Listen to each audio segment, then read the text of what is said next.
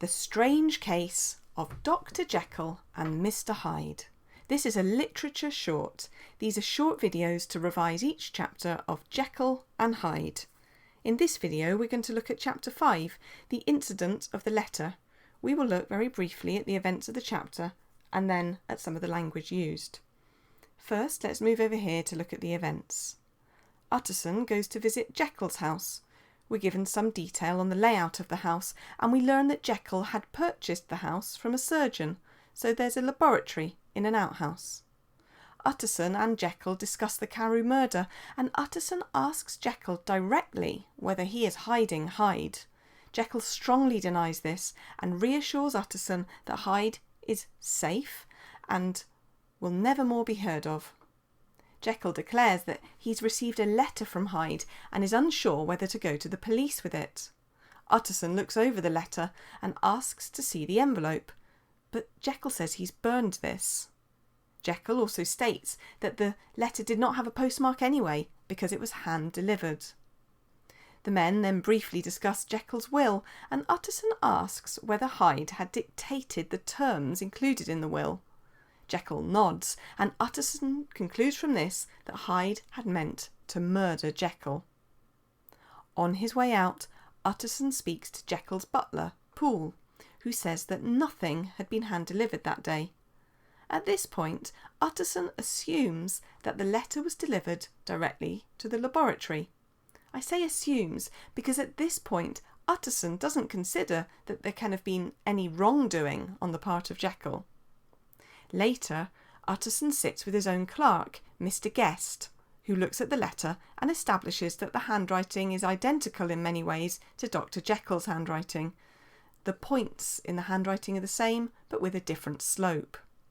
The chapter ends with Utterson believing that Jekyll has forged for a murderer, and his blood runs cold at the thought. Let's look now at some of the language used in the chapter.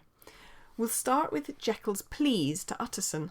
This is quite a long quotation, and you definitely don't need to learn lines as long as this, but I'll read the whole thing and I'll put up here some of the key phrases of interest. Utterson, I swear to God, cried the doctor. I swear to God I will never set eyes on him again. I bind my honour to you that I'm done with him in this world. It is all at an end, and indeed he does not want my help. You do not know him as I do. He is safe, he's quite safe, mark my words, he will never more be heard of. You may have already spotted the pattern here. Jekyll is using lots of phrases to reassure Utterson that he's reliable and trustworthy. You'll notice that he repeats phrases such as, I swear to God.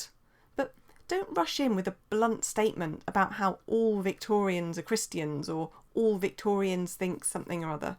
There's a larger context to consider. Firstly, this whole section is ironic, for Jekyll is lying. So perhaps we should recognise that by this point the reader may already be suspicious of Jekyll, and also that taking an oath before God doesn't automatically make you a good or honest person. Jekyll also tells Utterson that he binds his honour to him. He's using their close relationship to reassure Utterson of his integrity, but by the end of this chapter we know that Jekyll has stooped to forging documents to support his lies. Also, the phrase, mark my words, suggests that he's a man who's used to being listened to and believed, so he's relying on his own good reputation to hold together his deceit. Now, let's consider Jekyll's appearance in this chapter.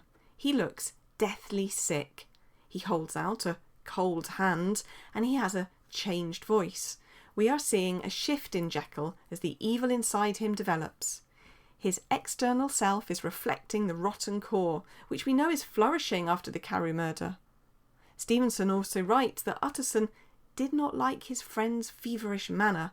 Jekyll becomes feverish when reassuring Utterson that Hyde is gone, so we're seeing a very physical change in his manner just at the thought of Hyde.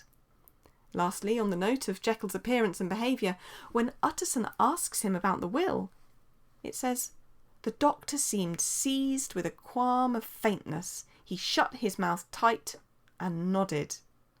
Here we can see that Jekyll is so caught up in his own tangle of lies and so conflicted by the depths of his dilemma that he can't even bring himself to speak. It's also important that we look at the issue of handwriting in this chapter, and the way that this clue helps the reader to piece together what's happening. As Guest, and remember that Guest is Utterson's clerk, as Guest starts to analyse the handwriting by comparing Hyde's supposed handwriting with Jekyll's, we hear that Utterson struggled with himself. Perhaps he's struggling because he can see the direction that Guest is heading with this comparison of the two hands, and he struggles because of the negative implication for his friend's reputation. We can surmise this because he doesn't report the forgery or hand over the letter to the authorities. As for the handwriting, perhaps it gives us a window into the internal character. Dr. Jekyll is unable to disguise who he really is. Graphology, that is, the study of handwriting, has been around for many centuries. As early as 1622, a doctor, Camillo Boldi, had written a book entitled How to Recognise from a Letter the Nature and Quality of a Writer, and by 1895, just 9 years after the publication of Jekyll and Hyde, Wilhelm Preyer, a child psychologist, had developed the theory that writing originates in the brain, and that handwriting is perhaps more like brain writing.